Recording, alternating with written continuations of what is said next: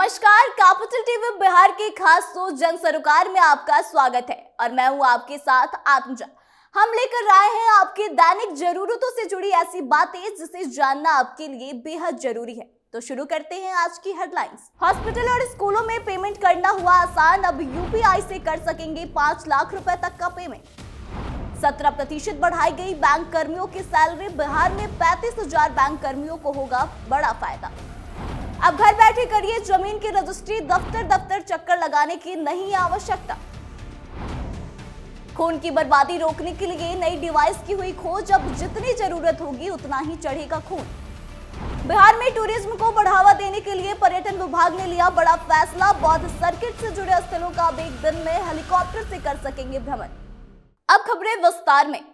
UPI एक ऐसा payment option है जिसे भारत के लाखों लोग इस्तेमाल करते हैं। भारतीय रिजर्व बैंक ने यूपीआई भुगतान के दायरे को बढ़ाने की बात पर जोर दिया है। इसके लिए आरबीआई ने 8 दिसंबर 2023 से हॉस्पिटलों, कॉलेज और स्कूलों के लिए पेमेंट की सीमा को बढ़ाकर 1 लाख रुपए से 5 लाख रुपए कर दिया है।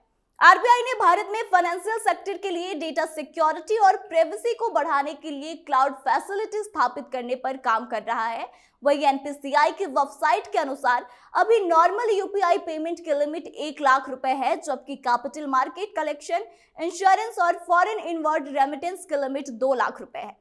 इसके अलावा रिजर्व बैंक ऑफ इंडिया की कमेटी ने एक और बड़ा फैसला लिया है। दरअसल आपको बता दें कि आरबीआई की कमेटी ने लगातार 5वीं बार ब्याज दरों में कोई बदलाव नहीं किया है।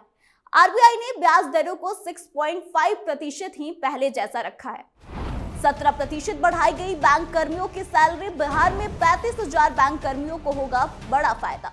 बैंक कर्मचारियों के लिए बड़ी खबर आ रही है। नए साल में बैंक कर्मचारियों के वेतन में जल्द ही बढ़ोतरी देखने को मिल सकती है।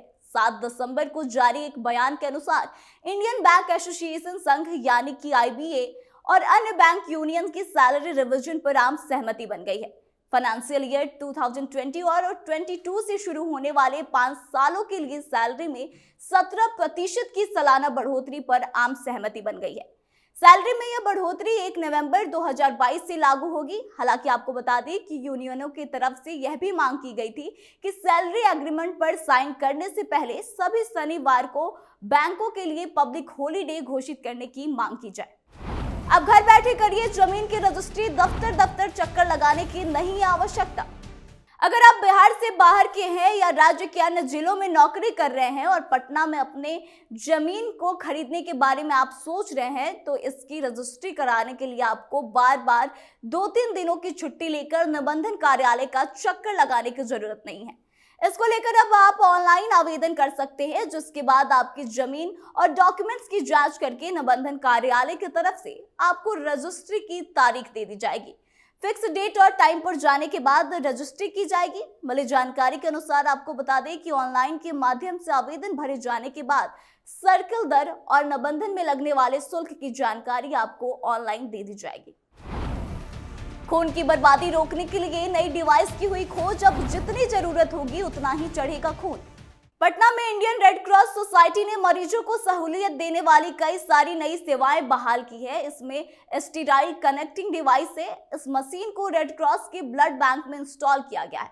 दरअसल छोटे बच्चे को मात्र 100 सीसी तो कभी 50 सीसी खून की जरूरत होती है, लेकिन अब तक बच्चों को जो खून चढ़ाया जाता है उसमें 200 से 250 ml खून बर्बाद हो जाता है, क्योंकि एक यूनिट के पैकेट में 350 ml खून रहता है। चिकित्सक बच्चों को आवश्यकता के अनुसार खून चढ़ा देते हैं और बचा हुआ खून बर्बाद हो जाता है। लेकिन जो नई डिवाइस की खोज हुई है, इसकी मदद से बच्चों को उतना ही ब्लड चढ़ाया जाएगा जितनी जरूरत होगी। यानी कि 100 सीसी खून की जरूरत है तो उतना ही खून चढ़ेगा। अगर बच्चे को अगले दिन भी खून की जरूरत है तो उसी पैकेट से उसे खून दिया जाएगा, या फिर किसी अन्य बीमार बच्चे को उस पैकेट से खून दे दिया जाएगा। बिहार में टूरिज्म को बढ़ावा देने के लिए पर्यटन विभाग ने लिया बड़ा फैसला, बौद्ध सर्किट से जुड़े स्थलों का अब एक दिन में हेलीकॉप्टर से कर सकेंगे भ्रमण। गया और बोध गया घूमने के लिए आने वाले पर्यटकों के लिए राज्य के लोगों के साथ साथ बाहर के लोगों के लिए भी एक अच्छी खबर है। जी हाँ, आपको बता दें कि गया और बिहार के विभिन्न पर्यटक स्थलों पर घूमने के लिए अब हेलीकॉप्टर की सुविधा मिलेगी। बता दें, गया में 10 दिसंबर से पर्यटकों के लिए हेलीकॉप्टर की सुविधा मिलनी शुरू हो जाएगी। बता दें, हेलीकॉप्टर की सुविधा बहाल होने के बाद पर्यटक गया के प्रेतशिला, रामशिला, ब्रह्मयोनी, ढुंगेश्वरी, मंगला गौरी व विष्णुपद का आइडियल व्यू ले पाएंगे। वहीं इसके लिए अलग अलग किराया भी तय कर दिया गया है।